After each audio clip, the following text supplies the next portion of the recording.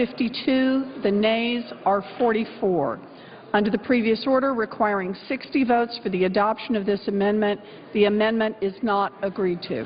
Move to reconsider and lay that on the table. Without objection. Madam President, could we have orders so Order. Order in the House. for the benefit of all senators? Order. The Senate will be in order. The Senate will be in order.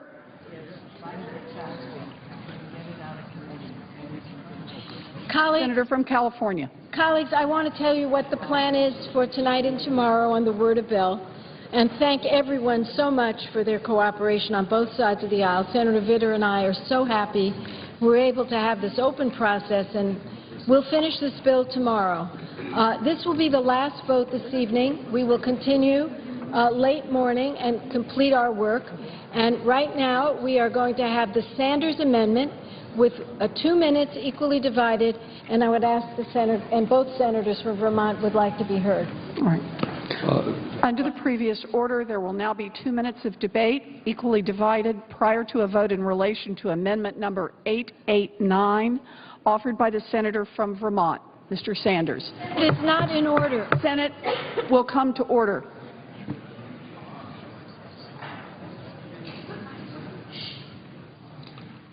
Thank you, Senator Madam from Chair. Vermont. This amendment impacts Vermont today, but it can impact any and every state in this country if you experience a major flood or a natural disaster. We all know that FEMA compensates communities for rebuilding bridges and culverts damaged during storms like Irene. But what is not widely known is that FEMA insists that local communities, in order to get reimbursed, must build culverts and bridges to the same standards that already failed and are likely to fail again. Not terribly sensible. That's what this amendment deals with, and I would yield to my colleague from Vermont, Senator Leahy. Madam President, all we're Senator saying from is, Vermont. Madam President, all we can say, if you're going to be getting relief from the federal government, you got a better way. Senate will be in order. If you got a better way to rebuild your culverts, you can do it that way rather than to have the ones that failed before. So I would hope, so a whole lot of states here be affected by this amendment. I hope it'll be approved. Madam President, Senator from Oklahoma. as ranking member on Homeland Security, we know there are a lot of problems with FEMA and the Stafford grant.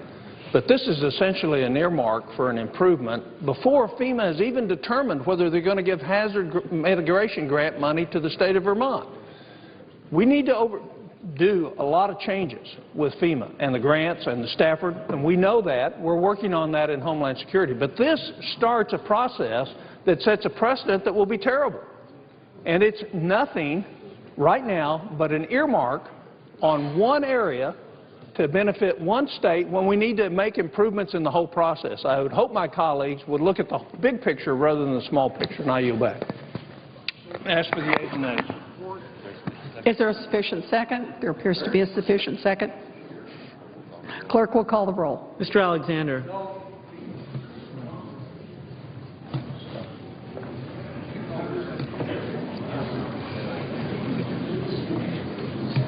Ms. Ayotte. Ms. Baldwin.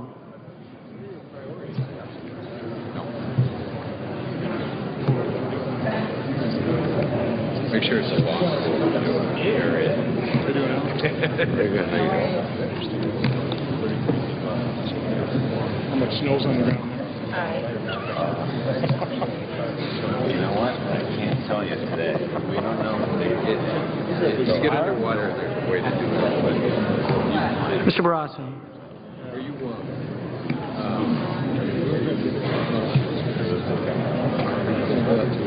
Mr. Balkus. Mr. Begich. Mr. Bennett. Mr. Blumenthal. Mr. Blunt.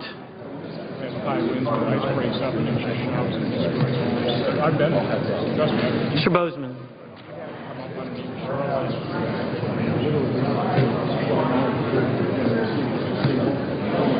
Gillibrand, aye.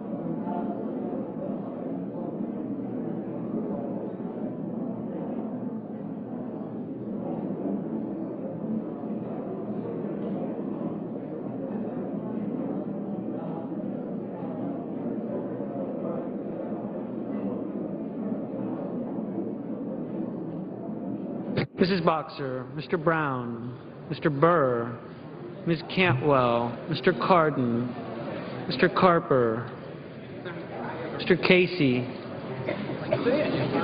Mr. Chambliss, Mr. Coates, Mr. Coburn,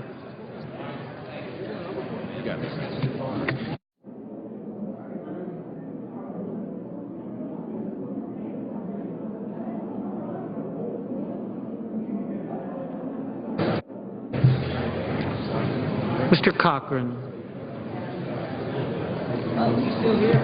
Ms. Collins,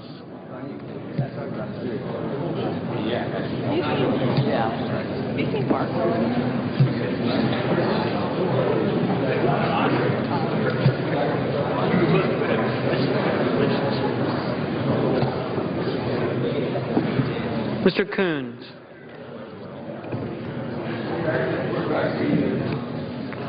Mr. Corker, Mr. Cornyn, Mr. Cowan, Mr. Crapo, Mr. Cruz, Mr. Donnelly, Mr. Durbin, Mr. Enzi, Mrs. Feinstein, Mrs. Fisher, Mr. Flake, Mr. Franken, Mrs. Gillibrand, Mr. Graham, Mr. Grassley, Mrs. Hagan, Mr. Harkin, Mr. Hatch, Mr. Heinrich, Ms. Heitkamp, Mr. Heller, Ms. Hirono, Mr. Hovind,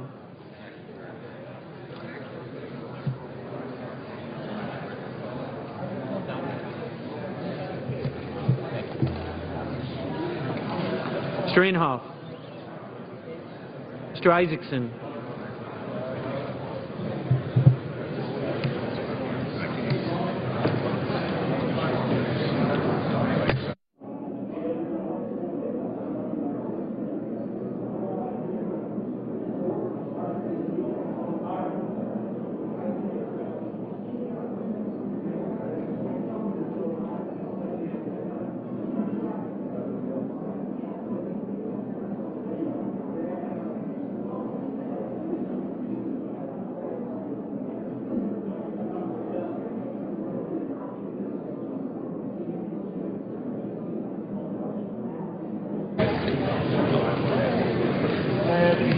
Mr. Johnson of Wisconsin, Mr. Johnson of South Dakota, Mr. Kane, Mr. King.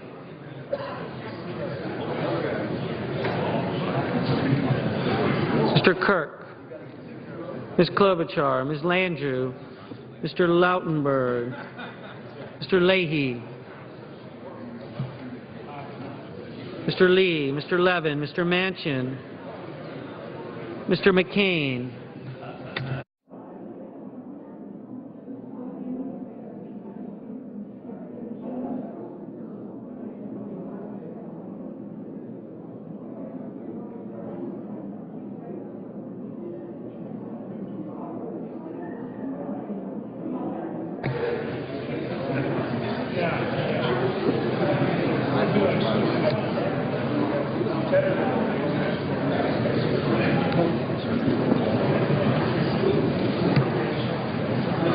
Mr. Menendez, Mr. Merkley, Ms. Mikulski,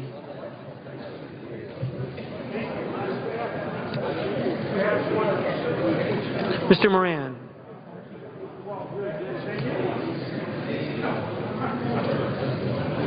Ms. Murkowski, Mr. Murphy, Mrs. Murray,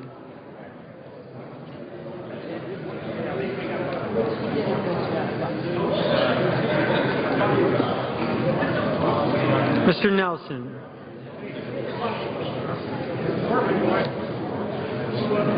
Mr. Paul, Mr. Portman, Mr. Pryor,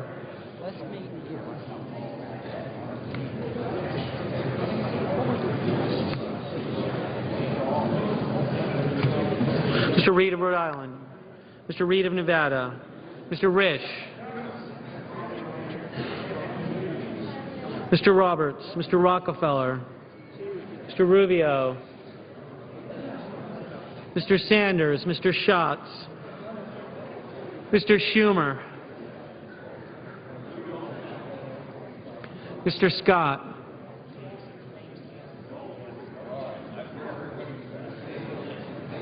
Mr. Sessions, Mrs. Shaheen, Mr. Shelby,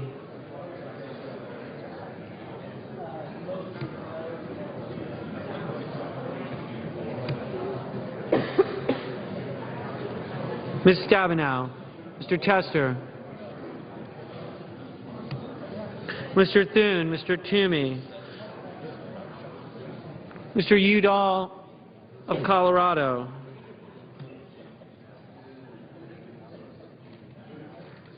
Mr. Udall of New Mexico, Mr. Vitter, Mr. Warner, Ms. Warren, Mr. Whitehouse, Mr. Wicker, Mr. Wyden.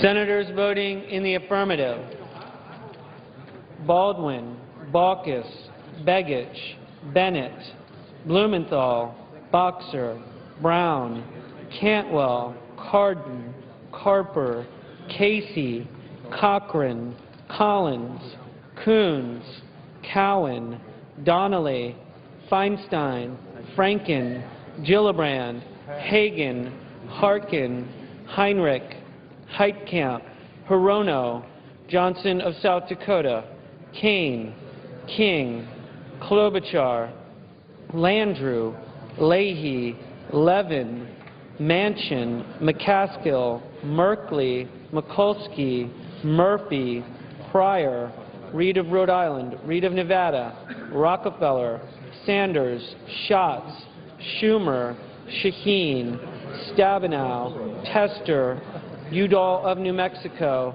Vitter, Warner, Warren, Wicker, Wyden. Mr. Menendez, aye.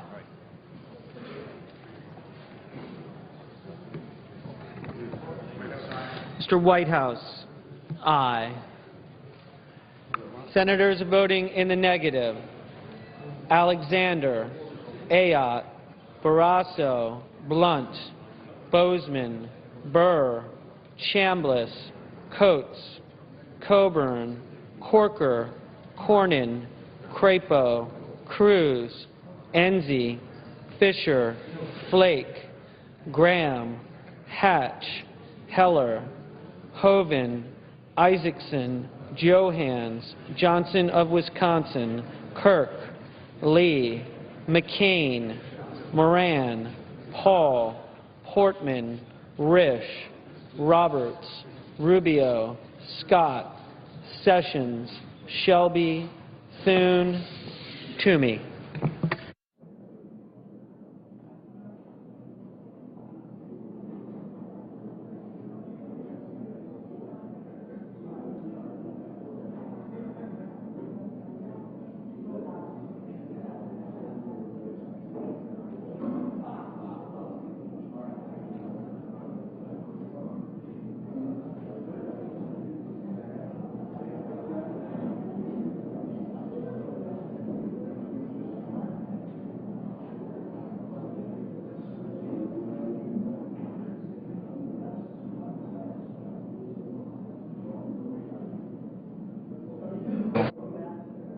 Mr. McConnell. Mr. McConnell, no.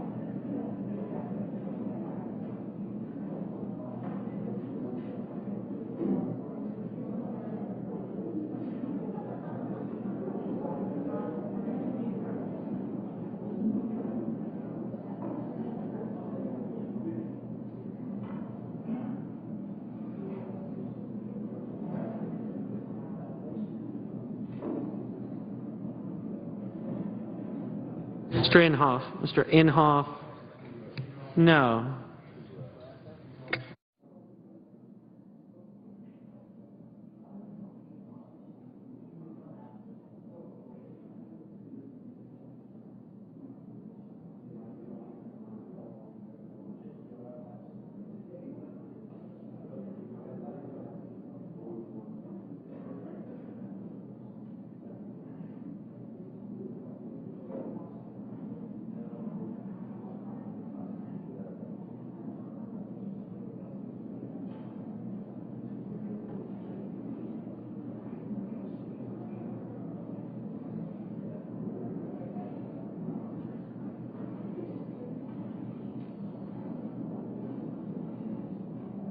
Mr. Grassley. Mr. Grassley, no.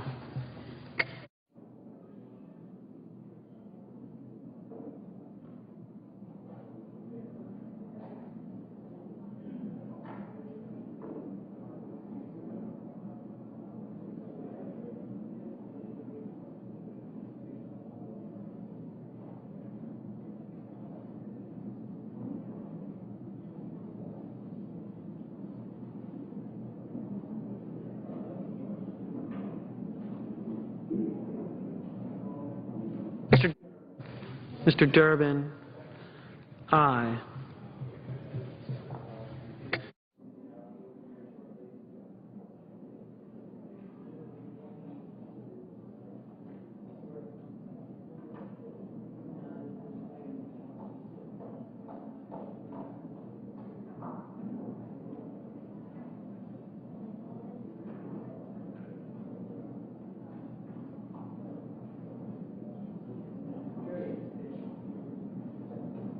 Mr. Udall of Colorado. Mr. Udall of Colorado, aye.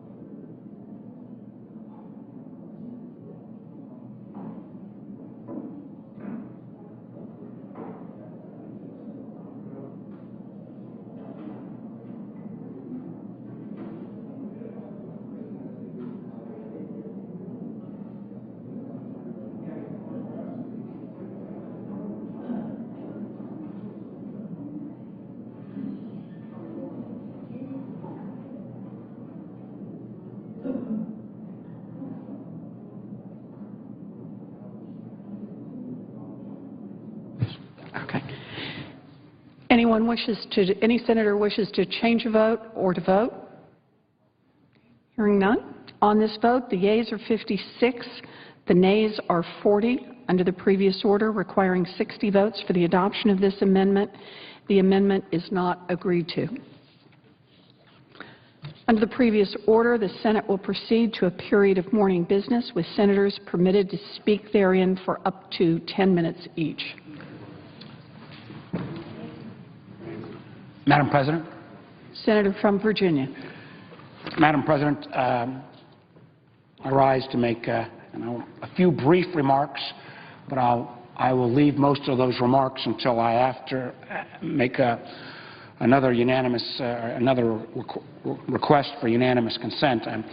I think I know where this unanimous consent request is headed. I'm disappointed. I think we're on, I believe, day 51 at this point, of a request that many of us have made in this chamber, that we go back to regular order. Part of that regular order is after a budget is passed for a conferees to be appointed so that we can resolve what I believe is the most important issue facing our nation, the question of our debt and deficit, so that we can try to take the actions needed to get this economy jump-started again. Again, knowing I think where this is headed, I will reserve most of my time for remarks afterwards. So in the meantime, let me go ahead and make this request. Madam President, I ask unanimous consent that the Senate proceed to consideration of calendar number 33, H-Con Res 25, that the amendment which is at the desk, the text of S-Con Res 8, the budget resolution passed by the Senate, be inserted in lieu thereof, that H-Con Res 25 is amended be agreed to, that the motion to reconsider be considered made and laid upon the table, that the Senate insist on its amendment, request a conference with the House on the disagreeing votes of the two houses, and the chair be authorized to appoint conferees on the part of the Senate, all with no intervening action or debate. Is there objection? Madam President, reserving the right to object, I would ask consent that the Senator modify his request so that it not be in order for the Senate to consider a conference report that includes tax increases or reconciliation instructions to increase taxes or raise the debt limit.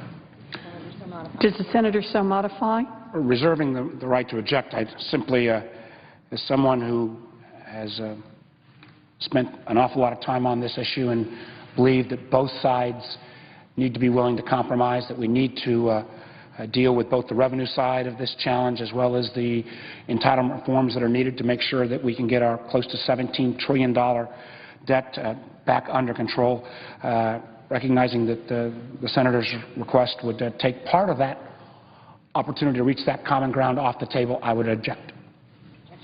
Objection is heard. Is there objection to the original request? Object. Objection is heard. Madam President, I simply want to, again, take a moment here. 52 days after we spent until 5 o'clock in the morning debating a budget that had over 100 amendments offered, a budget that was amendments from both sides were offered and rejected, but also accepted. Amendments from both sides were accepted into this budget. It passed with a majority. I know there are some of my colleagues on the other side who say we should go into the next step of this debate with certain things taken off the table. I just don't understand how we're ever going to get to the point which every economist from left to right has all agreed upon, that we have to put this issue of lurching from one budget crisis to another behind us. The fact is, there's an awful lot of consensus about what we need to do, starting back with the Simpson-Bowles report, then followed up by the Gang of Six and the Domenici-Rivlin report. Everyone has agreed what we need to do is at least $4 trillion in deficit reduction over the next 10 years. We don't have to solve this whole problem. We just have to take a good step forward. The remarkable thing is, even lurching from crisis to crisis, we're over half the way there. We have done, depending on how you want to count, between $2.2 and $2.5 trillion of deficit reduction. That means we need basically about $2 trillion more to be done for us to, again, not only provide the boost to the American economy, not only no longer make the Congress the object of more than late-night jokes about our inability to get things done, not only to be able to ensure that we've driven our debt-to-GDP ratio back down, headed in the right direction, but perhaps most importantly, to demonstrate to the American people that when we have an issue of this importance, that we can actually find that common ground. Well, to do that is going to require, candidly, everyone in this body and our friends down the hall in the House to be willing to give a little bit. That means we're going to have to find ways to generate additional revenues. I believe, for one, I know sometimes many on my side disagree with me, we're going to have to find ways to reform our entitlement programs so that the promise of Medicare and Social Security and Medicaid, some of the best initiatives ever put forward, are going to be here 20, 30 years from now. But if we're going to reach that kind of compromise, it means the regular order has to proceed. It means we have to have these two very different budgets, one passed by the House, one passed by the Senate, need to be resolved through the regular order of a conference committee. If we don't do this, my fear is that we're going to continue to do the kind of actions that we have been on over the last number of months, where we continue to cut back on that relatively small piece of federal spending, which is discretionary spending. We're already seeing in states like Massachusetts and Minnesota and Virginia the effects of sequestration, where we have put forward a policy that was viewed by everyone as, when it was originally thought up, as so stupid, so beyond the pale that no rational group of folks would ever allow it to come to pass. Well, we're now 3 or 4 months into allowing that to come to pass. And while we have taken action on certain items, such as relieving the challenge of our air traffic controllers, we've not taken action on making sure the 70, 80,000 plus kids who've lost their Head Start funding, those funds are. We've not taken action to make sure that those NIH cancer grants that are being cut, where we've done multi-year grants where the preceding years of research are now going to be flushed because we can't do the final year of the grant. We've not taken action on those items.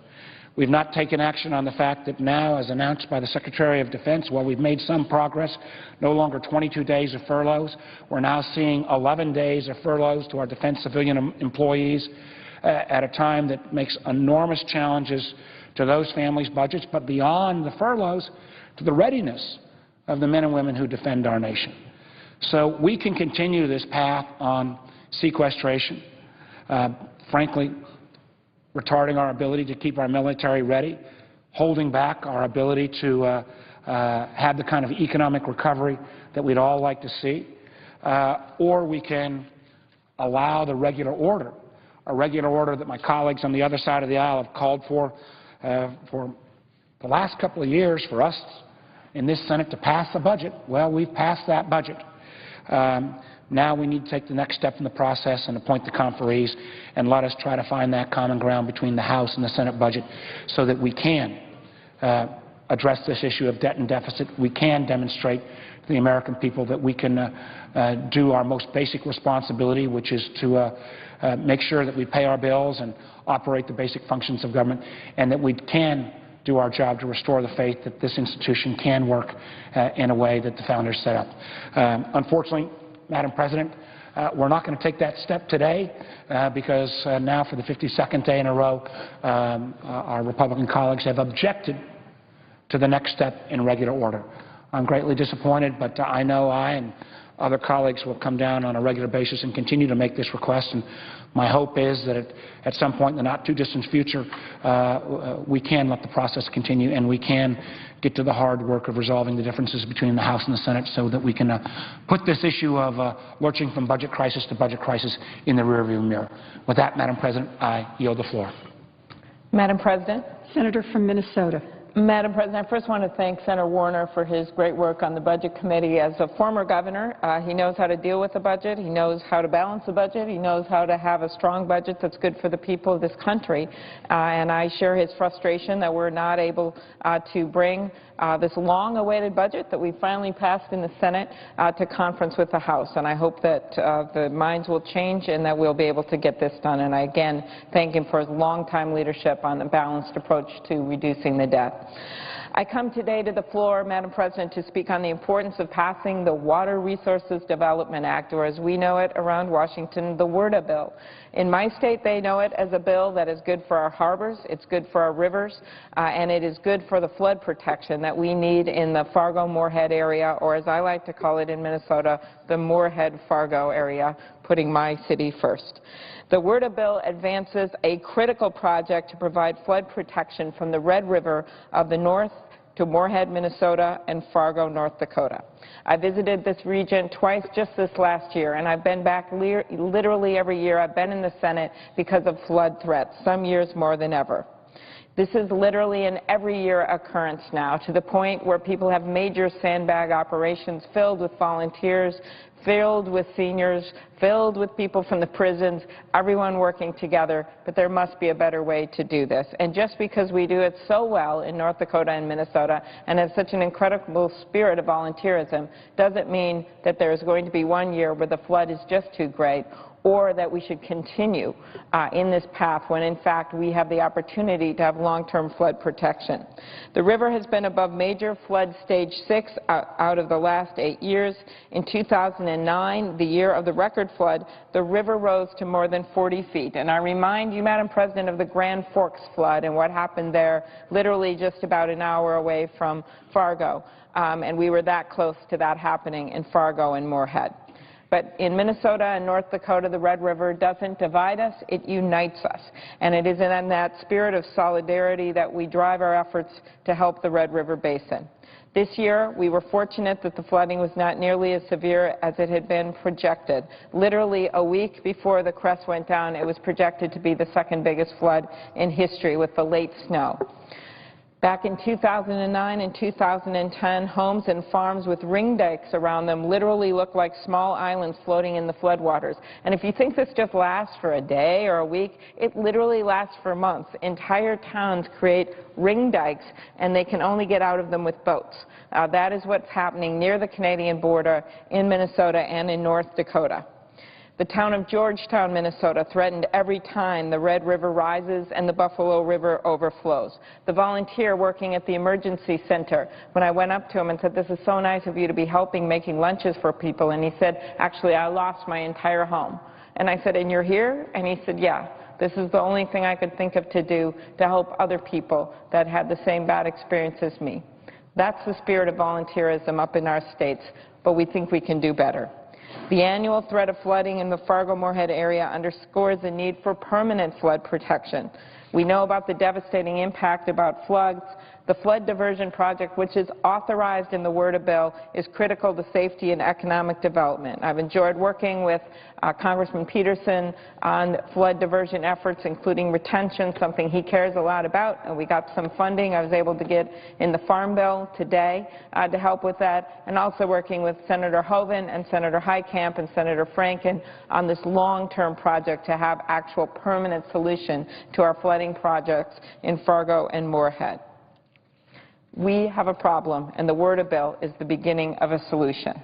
Also included in this bill is the Roseau River project, which is at a critical point, and the WRDA bill helps address flood protection for Roseau, Minnesota. Roseau has recovered from a flood in 2002 that caused widespread damage, but the area needs flood protection to reduce the flood stages in the city. The next phase of the plan will include a diversion channel, a restriction structure, and 2 storage areas designed to remove the city from the 100-year regulatory floodplain and reduce future flood damages by nearly 86%. The WRDA bill, as you know, also advances our nation's water infrastructure, something you know a little bit about in Massachusetts. It's clear that our 21st century economy demands 21st century infrastructure, and we can't afford to sit back any longer and allow it to crumble. No one knows this better than Minnesota. I live 6 blocks from that 35W bridge, 8-lane highway. One day in the middle of a summer day just fell down in the middle of the Mississippi River. And as I said that day, a bridge just shouldn't fall down in the middle of America, but it did. We are seeing the same crumbling infrastructure and problems with many of our ports across the country. Failure to take actions will have consequences no one likes. According to the American Society of Civil Engineers, inefficiencies in infrastructure are estimated to drive up the cost of doing business by an estimated $430 billion, and that's just in this decade. The Civil Engineers 2013 report card gives our nation's infrastructure an overall D+ grade. As someone who's taught students before, I think you know that is not a good grade, Ms. President. Our inland waterways infrastructure, which includes our locks and dams on the Mississippi River, gets a D-, and our ports receive a C grade. We cannot be satisfied with those grades. Now, when people hear ports, they think of places like Massachusetts and South Carolina, and they think about Florida, and they think about California. But in fact, the Great Lakes, including Lake Superior, which we are so proud of in Minnesota, have very significant ports. In fact, when I first came to the United States Senate, I was assigned to the Commerce Committee and somehow found myself on the Ocean Subcommittee. And I remember sitting at my first meeting thinking, what am I doing here? I'm on the Ocean Subcommittee, and I wrote a note to the senator from New Jersey, and Frank Lautenberg, and I said, I am the only senator on this subcommittee that doesn't have an ocean. I still kept the note that he wrote back to me, and the note said, it's easy. Next year, just come back and ask for one. Well, in fact, I found out since then that the Ocean Subcommittee included the Great Lakes, so it gave me a platform to advocate for our Great Lakes. So the Harbor Maintenance Trust Fund, which is so important to our ocean-bordering states, also includes the Great Lakes. The Harbor Maintenance Trust Fund collects $700 million each year than it spends on dredging. So in other words, it collects $700 million more each year than it spends on dredging and maintenance.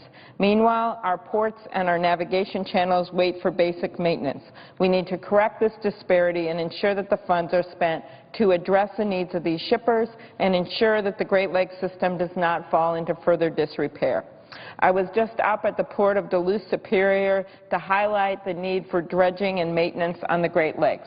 The Port of Duluth Superior is ranked among the top 20 ports in the U.S. by cargo tonnage, seeing 40 million short tons of cargo and nearly 1,000 vessel visits every year. I think people would be surprised at that when they think of Minnesota with our lakes. But in fact, we have one of the top 20 ports in the country. 11,500 jobs are dependent on cargo shipments in and out of the port. The port is critical to the economy of northeastern Minnesota, where my dad was born, where my grandpa worked as an iron ore miner. Guess what? That's how they got the iron ore out of Minnesota and out to the world. While it is critical that high-use ports like Duluth and 2 harbors get dredged so that they can support the ships, it's vital that their trading partners throughout the Great Lakes system receive maintenance as well. Both Duluth and 2 Harbors, Minnesota ports are considered deep water ports, so they come into a classification which has tended to get funding. But in fact, the entire Great Lakes navigation system is in trouble.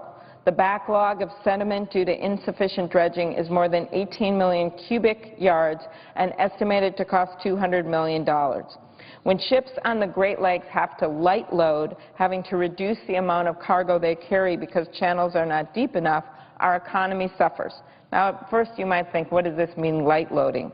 Well, at the end of 2012, the light loading required to navigate the Soo Locks on the St. Mary's River between Lake Superior and Lake Huron meant 10,000 tons of cargo just couldn't be transported on the final voyage. Think of this. These are American goods, things that our workers produce, that we want them to make more of, and yet we literally cannot put them on the ships because we haven't maintained our ports the way we're supposed to. So the ships that are coming in anyway just can't take the stuff. It just has to wait until the winter's done. That is exactly what happened this year and have been happening many, many years. We are an export economy, Madam President. America's way forward is to make stuff again, invent things, export to the world. Well, that isn't going to happen if we can't get our goods to market.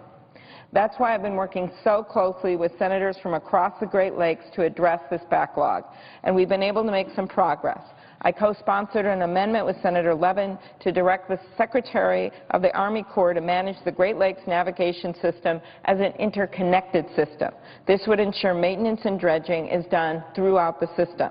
And there's much more work to do. I will continue to work with Senator Levin, Senator Stabenow, and other Great Lakes senators on this bill.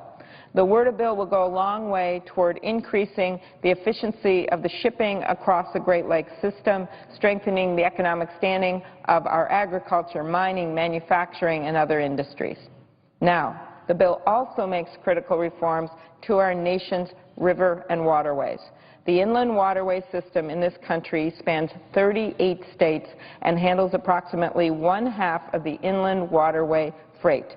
Farmers and businesses in my state heavily rely on this system to transport soybeans, corn, and other commodities from Minnesota to terminals in the south. From there, ships are loaded and eventually delivered to trading partners.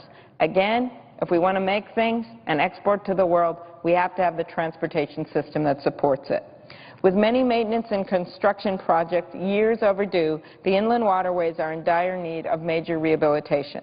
The Inland Waterways Trust Fund, which funds these projects, is in steady decline. If we don't make the Inland Waterways Trust Fund sustainable, the industries that are so heavily dependent on the inland waterways will suffer, and this means jobs suffer. I co-sponsored the River Act with Senator Casey and Senator Landrieu to help move forward major construction projects on the inland waterway system. That bill is also supported by Senator Lamar Alexander. It is a bipartisan bill, and it includes much-needed rehabilitation of the locks and dams along the Mississippi River. This bill includes a number of reforms to the project management process that will ensure that waterways projects are completed on time and minimize cost overruns. I also, by the way, support the amendment to increase the Inland Waterways user fee. I am a co-sponsor of that amendment. And let me emphasize that the users who pay this fee have asked for it. So here we have a situation, Madam President, where the industries are willing to pay more so that we can improve the locks and dams so they can get their stuff to market. That's what's going on here. They understand we're having budget issues, and they are willing to pay a higher fee to pay for the changes. Industry partners from farmers to shippers to companies like Cargill in my state strongly support this user fee increase. The increase was, in fact, their idea. They realized the government wasn't going to fund these and that they were having trouble doing business, and they've agreed to pay for this increased fee. To me, it is the perennial no-brainer that we get this done. They know this modest change would go a long way to making our nation's rivers and waterways viable for years to come. Well, the fee increase will not advance, sadly, in the Word of Bill because it is considered a tax provision, but it sends an important message that industry and shippers are at the table and volunteering more to help build the infrastructure our economic future requires. We plan on advancing this part of the River Act in another bill, in tax reform or standing on its own, because we think it is so important to be able to fund these improvements to the locks.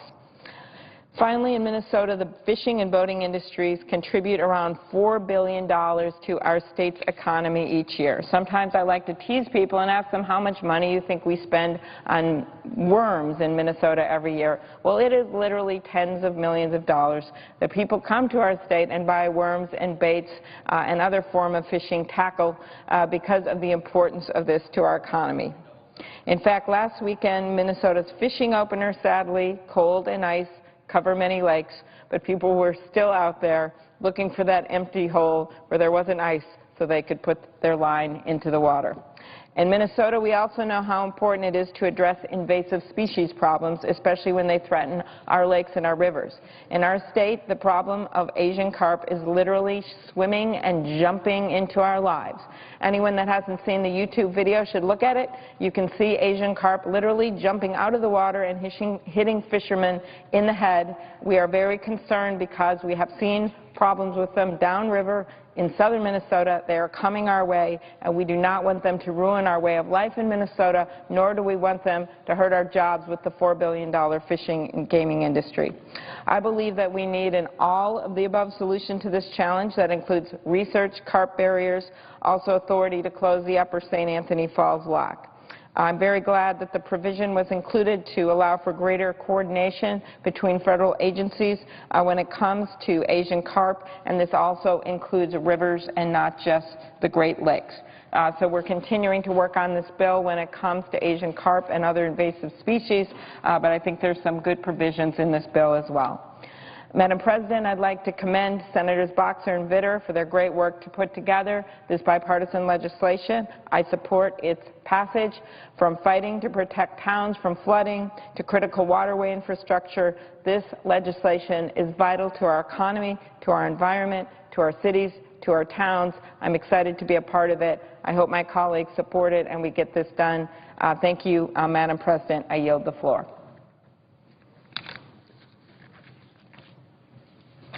I note the absence of a quorum. The clerk will call the roll. Mr. Alexander.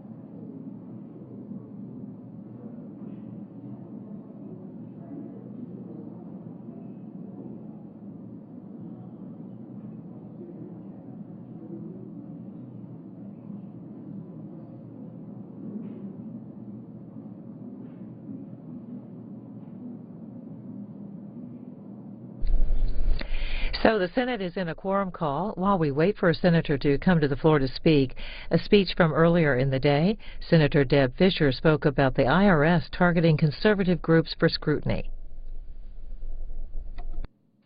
Last week, the Internal Revenue Service acknowledged a history of targeting conservative, politically active groups during their process of seeking tax-exempt status.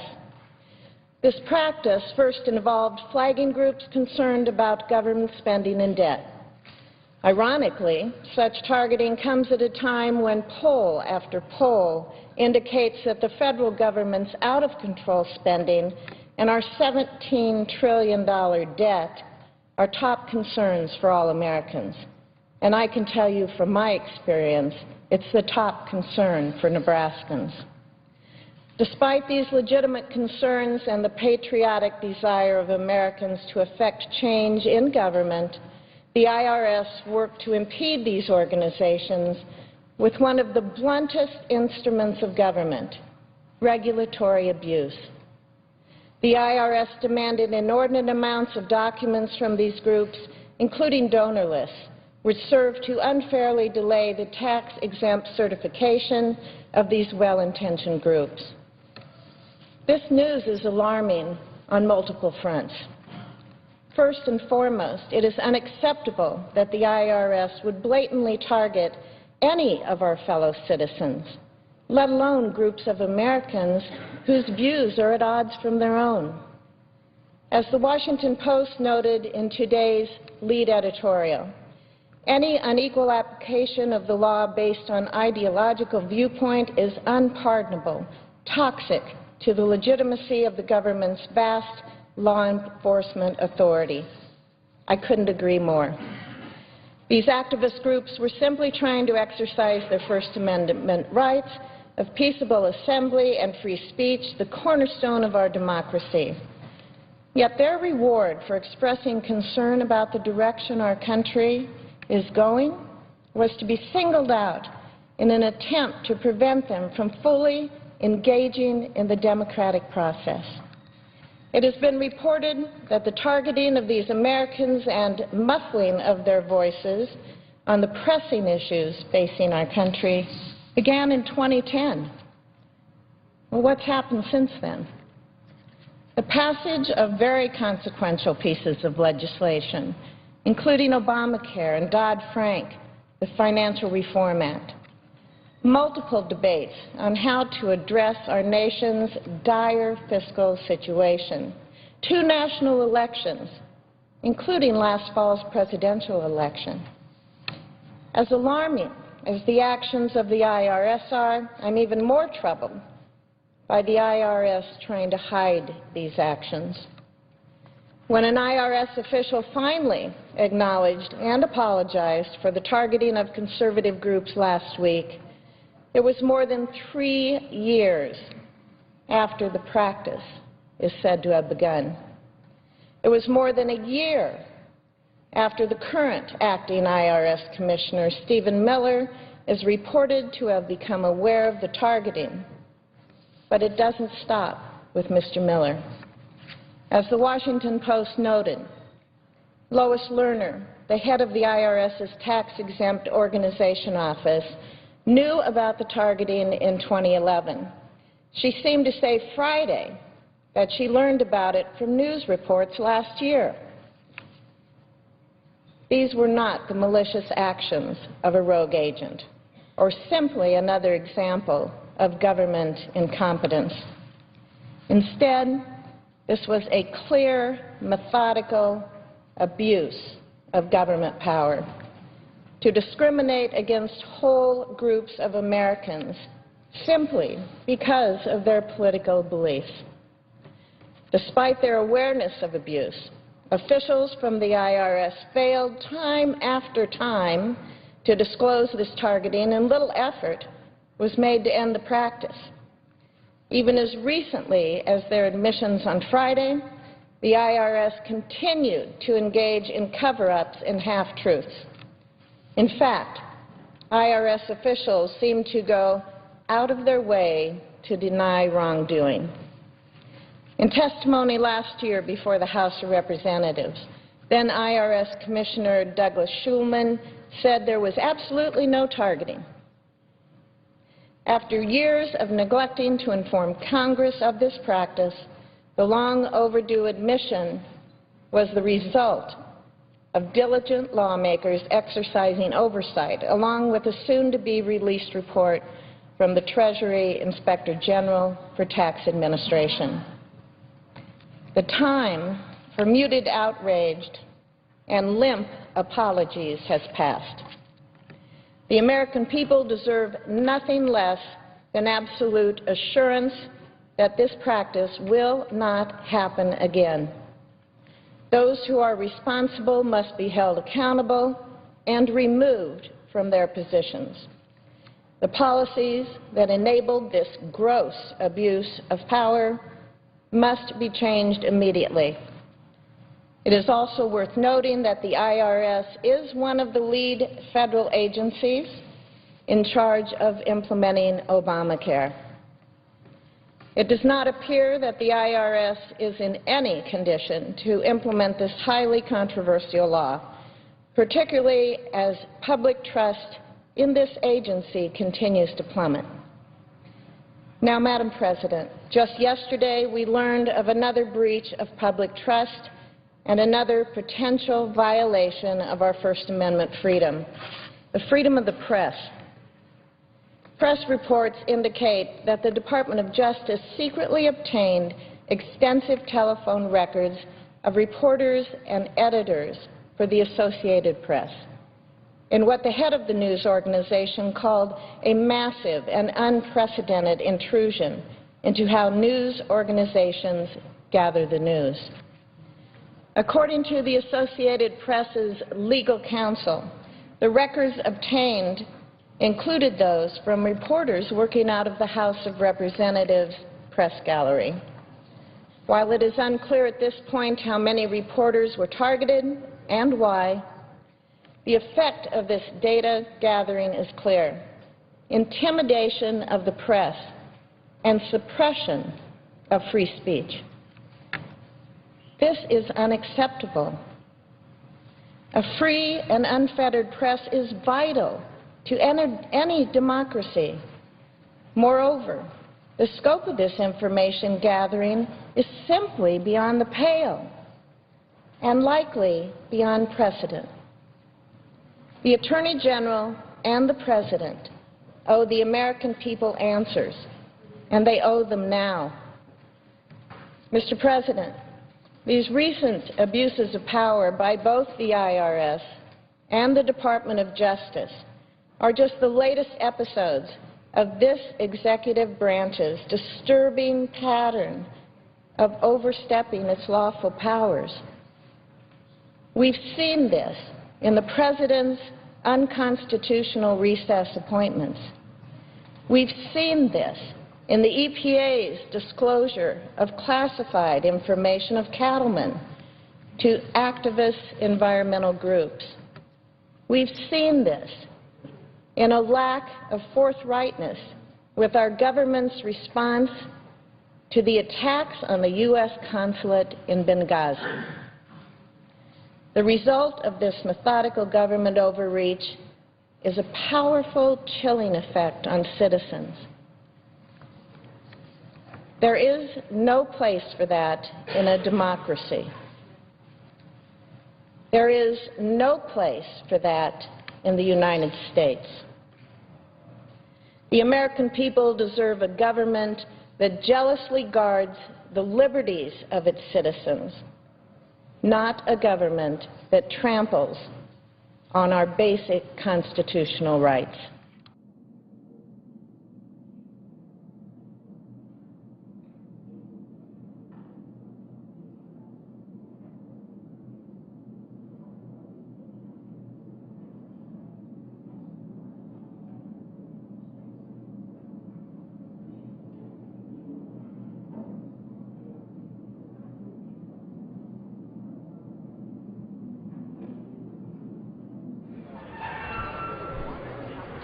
You need more than an hour. Yeah, that's right. Maybe I'll get some of this out of my system today, but Well, good. We'll just rank up here and we'll get her going, and I'll kick this thing over next to Louis. So, okay. Well, good morning. I appreciate you being here. We ordered up a nice day for an outdoor press conference so that we could look at the Capitol in the background and comment on what's happening with the immigration issue in the Senate and what's happening in this country. I'm Congressman Steve King. I represent Iowa's 4th Congressional District. And about 3 or 4 weeks ago, some of us were in discussion wondering when the conservatives were going to speak up on this amnesty bill that was unfolding in the United States Senate and that was being, I'll say, put together behind the scenes in the House. And Congressman Lou Barletta and I had a conversation on the floor. That started a meeting that we had, and about 6 people arrived at that meeting to discuss how we were going to protect and defend the rule of law. From that time, we've had several other meetings, done a little bit of other press, and also pledged ourselves that we were going to do 1-minute floor speeches, op-eds, press releases to get the message out that there's another viewpoint. Here, it's not the one that is being stampeded in the Senate and it may be stampeded in the House. And so I would just submit to you that I have said on the Immigration Subcommittee, I'm into my 11th year. I don't know how many have spent more time studying this issue than I have. There likely are a few. One of them is Lamar Smith, who is the author of the 1996 Immigration Reform Act and just the most recent past chairman of the Judiciary Committee. He sends his regrets. He would very much like to be here. He has a pinched nerve in his back that disallows him to be here today, as is the case for Lou Barletta, who badly wanted to be here and couldn't make the transportation work out. He'll be passing out a letter that he wanted to submit, but both of those gentlemen wanted to join their support in this press conference. I would make this point that the 844-page bill over in the Senate, whether amended or not, in what ways we can anticipate it might be, is a terrible idea if you look at it from an economic perspective. At no stage in their lives does the universe of those who would receive amnesty make a net financial contribution to this country. At no stage, not a single year out of all those years. And that's off of Heritage Foundation's report, Robert Richter's report, which many of you will be familiar with. It destroys the rule of law.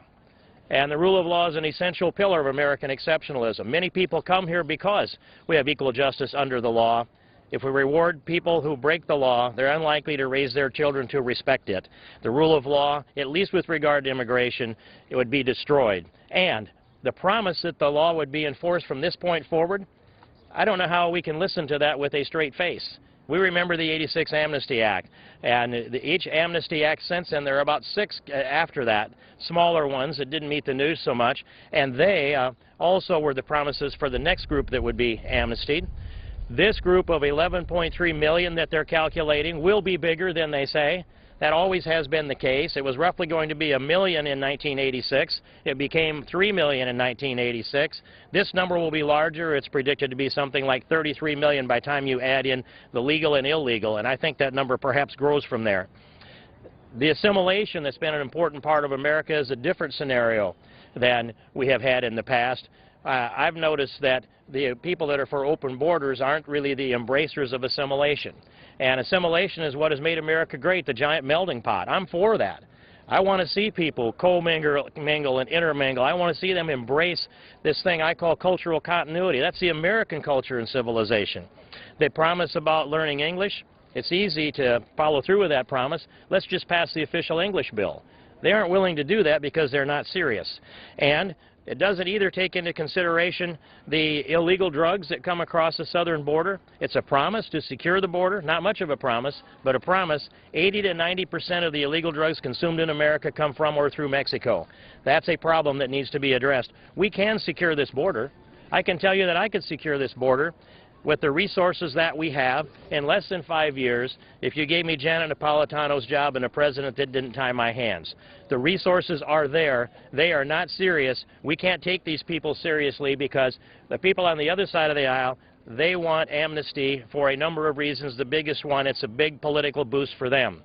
I don't understand why Republicans think it's a good idea, but somehow they've bought into this idea. From a national security standpoint, We know that we have large numbers, and those large numbers is a quantifiable number in a way. Some of it's classified, some of it's quantifiable, that flow across the southern border that come here to do us harm. And so the big question I would pose out there is why? Why is that 844-page bill, why is it good for America or Americans? I can't get that answer on why it's good for us, but perhaps some of my colleagues do have some answers to that. I suspect they have some criticism. And I'd like to first introduce a gentleman from Texas and my good friend Louis Gohmert. Thank you. Appreciate you coming out because this is a very, very critical issue for this country. Appreciated. Without objection. Passed unanimous consent, the Senate proceed to S-Res 140. The clerk will report.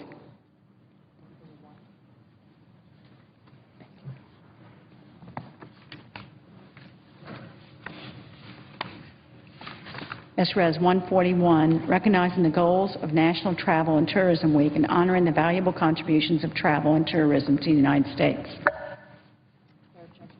Is there objection to proceeding the measure?